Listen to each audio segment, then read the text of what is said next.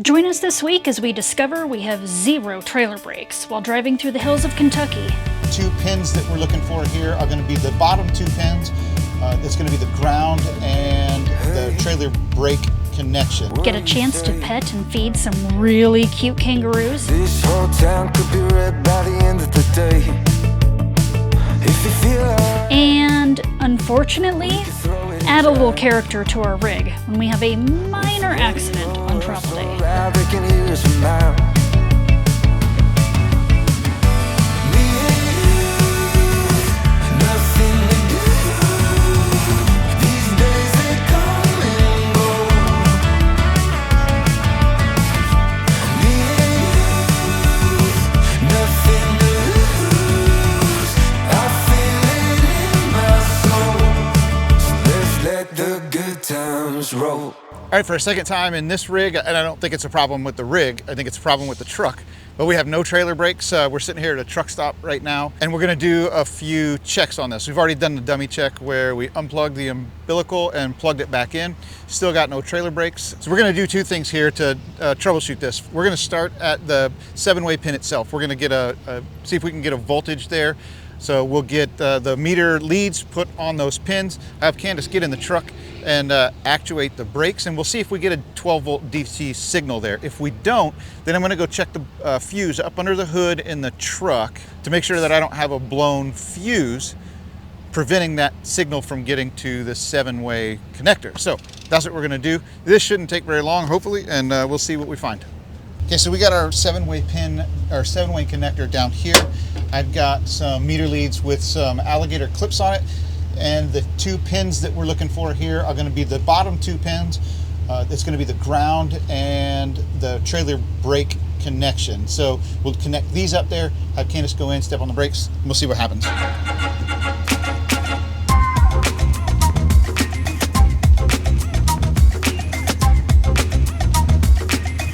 Okay, there we go. All right. Okay, now actuate the brake controller.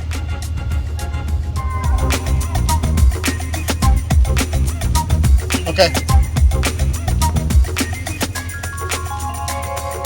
All right, so there we go. We have no voltage back here. We don't get that 12-volt signal at the 7-way connector. So the connection's not getting anything. So now what I'm gonna do is I'm gonna go up and I'm gonna check that fuse under the hood and see what we got there.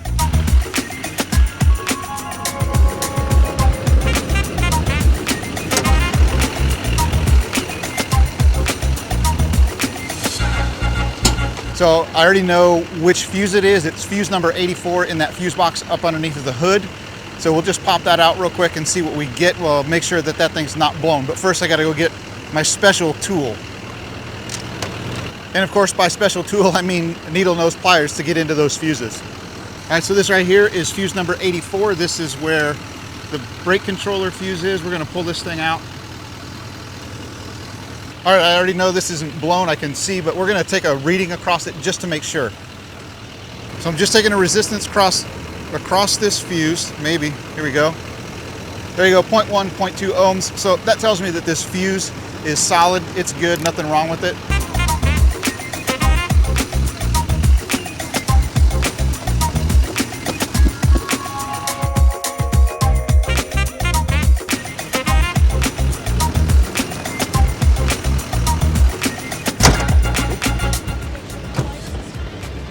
No, that's probably why it won't shut.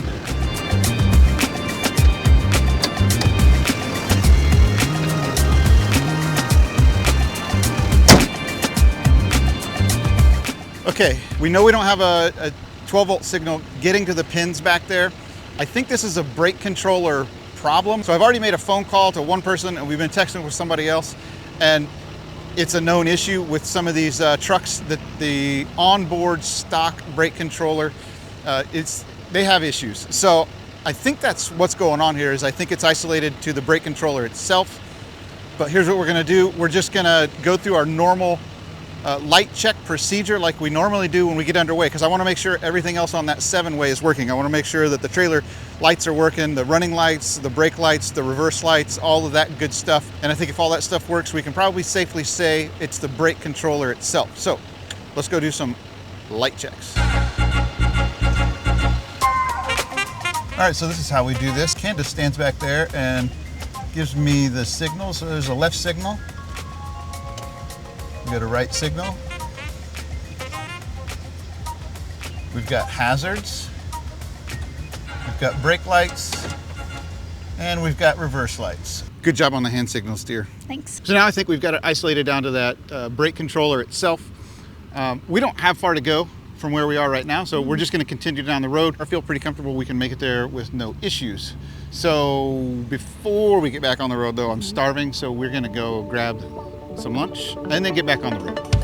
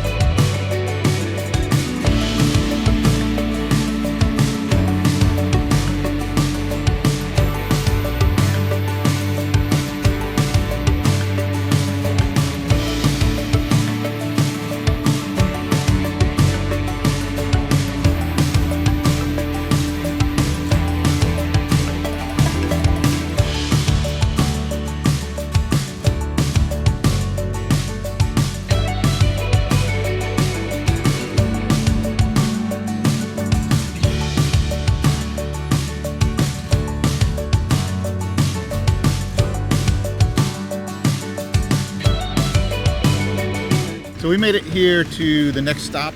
Had some friends. It was a little bit dicey getting in because I didn't realize we were going to be pulling in downhill here, and I don't have any trailer brakes, but we did.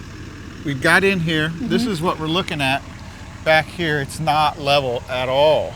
We can do one of two things here. We can try it where it is right now, or I can pull forward more. But as you can see behind me here, there's not a whole lot of room to pull forward to try and get a little bit more level, because I got to be able to get the truck out. So I think we should, I think we should pull forward some more, about another 10 feet, because I can pull up into that thing to turn around and get out of here. Yeah. Or not turn around, but back out of here. Yeah. And as long as we don't cut it too tight so it's difficult to get hitched back up, I think we'll be okay. All right, well, let's do that. I'll pull forward. Maybe about here? Well, it's got to be able to, see, I got to be able to cut it. I've got to be able to pull forward to get out from under the hitch and cut it to get into that. I don't want to drive through that. Okay. Because who knows what's in there. So what do you think? Yeah, let's go forward about right there. Okay, so the edge of this, okay? Yeah.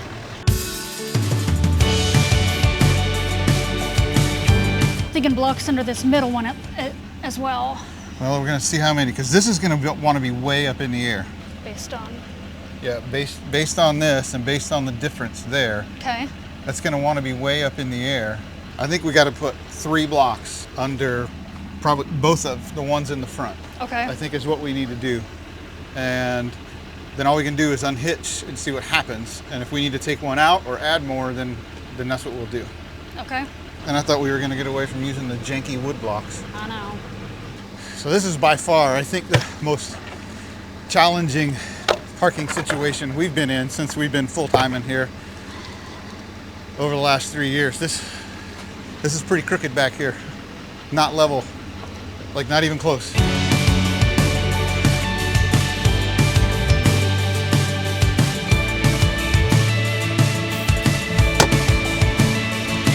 So we're kind of being dumb here. We have a whole set of leveling chocks. So is that side unlocked? Yes, everything's unlocked. Okay.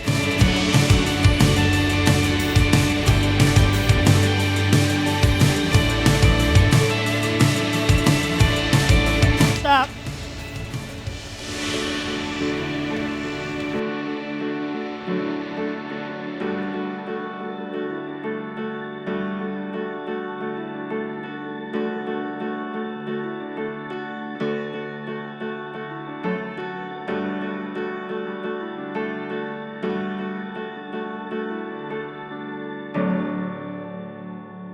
Okay, just a moment of truth. It's all you. It's all me? Yep. All right. So Candace is the leveling master. That's her job out here. One of her Alright. jobs anyway. So now I'm just gonna do the auto level. All right, so let's first take a look. So we are, that's how we are front to back. And I don't know that I've ever been that unlevel. Maybe some of you guys have, maybe it's not a big deal. I don't know. What I think is our front end is gonna be way up in the air. But if it'll auto level, it's fine. And then let's take a look. So that's what we're looking like side to side.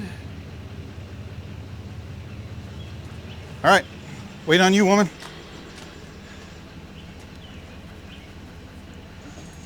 Here we go. Moment of truth. This thing ain't doing, oh, there it goes. She has to think. Okay, so we're coming up, coming up, coming up. Oh, looking good. All right. All right, let's see what she does.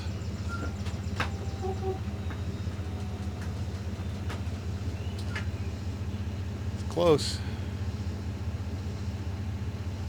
That's actually probably it. Man, those are way up there. We're not sure that the stairs are gonna come down. We may need a couple of boards under there. I think that's about as high as she's ever been. I pushed those legs up too, so you'll have Okay. to. Yeah, maybe all right. I think the front leg may need to, the forward leg may need to come down one more. Oh, there you go. All right, now try and close the door. Nope. So it's got to go down. Okay.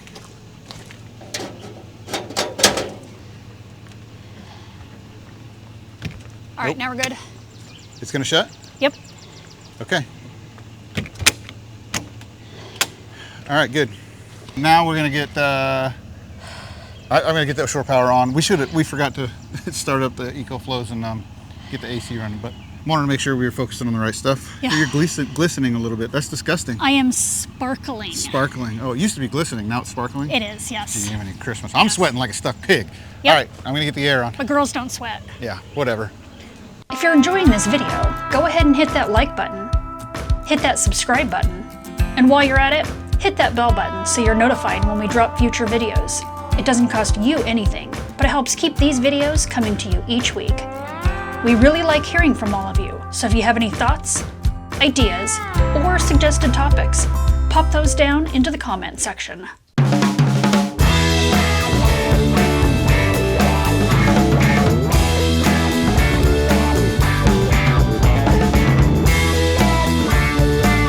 What's that one say? Hi. Huh? Hi. Hi. Hi. Oh, that's awesome. It's like, it is too high for me to reach. So there you go. Sorry about the noise on this one. I got all the air on and it's probably a lot of background noise, but that was the bedroom, the living room, and the kitchen thermostats. So 96, 97, and the other one just says hi. Yeah. Like I'm not even gonna bother telling you what it is in the kitchen.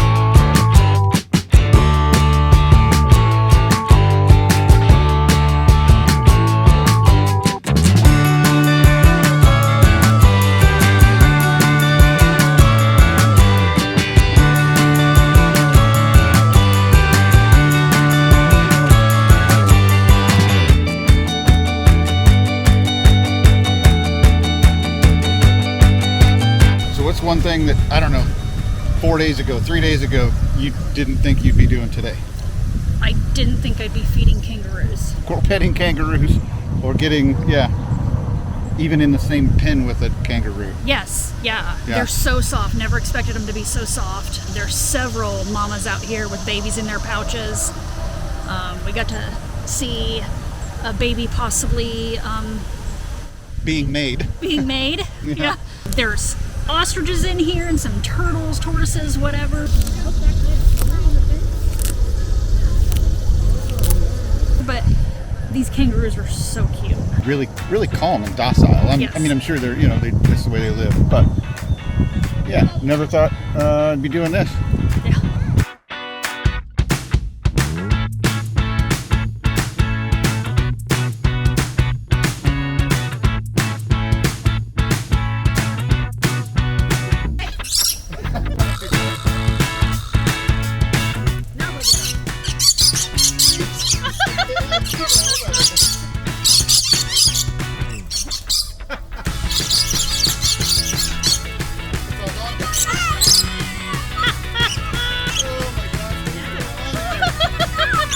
You have one on your head.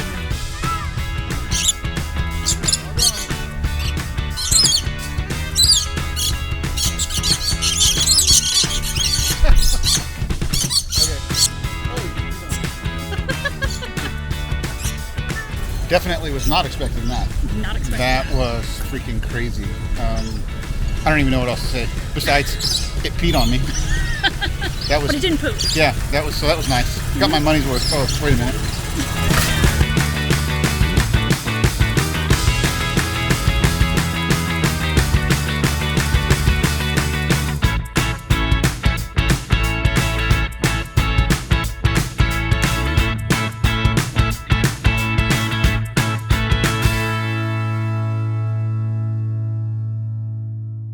Okay, we weren't expecting to be here. We were not expecting this experience, but we're here.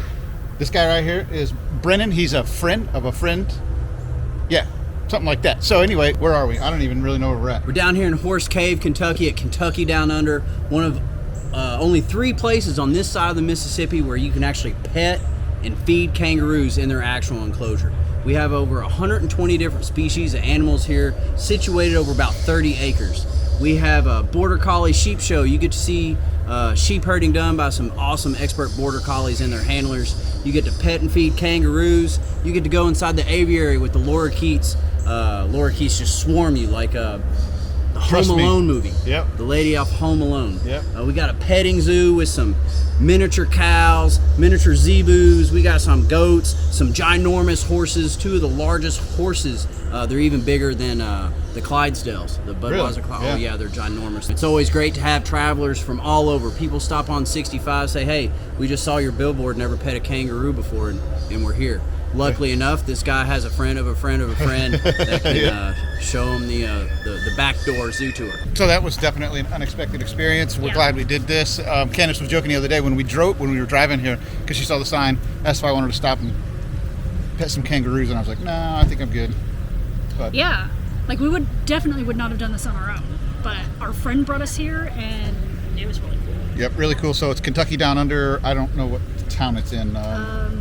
Horse Cave. Horse Cave, Kentucky. So if you're ever down here in the neighborhood, might as well check it out.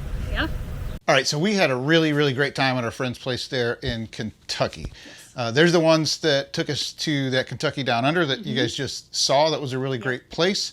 And they showed us a really good time while we were there. And I also want to say specifically thank you to Dave for sharing some of your bourbon with me. I know times are tough and you've only got probably a few hundred bottles of bourbon left. Having said that, we did have an oops on the way out. And it was our first big oops in an RV. Really wasn't that bad, but we had a little bit of a tough time getting out of there. And I'm just gonna let Candace kind of describe what was going on. I was in the truck, I couldn't really see anything. So she was the one that was outside. And the reason we're talking about this is because unfortunately I lost some video on this. And it would have been really great to just let you guys in on that communication as it was happening, because it got a little bit tense. It wasn't too bad. There was no cussing. No cussing. But it was a little bit tense, and when I watch it afterwards, it's kind of funny to listen to. All right, I'm gonna try and make a cut. All right. All right, you're clear. Okay, stop. Go forward, go forward. Why? Because you just hit his trailer. Go forward. Go forward? Yes. I was going forward. Okay, keep going forward, please. All right, you're clear now. So, Can I cut it to the? Can I turn to the right? yes, you are clear.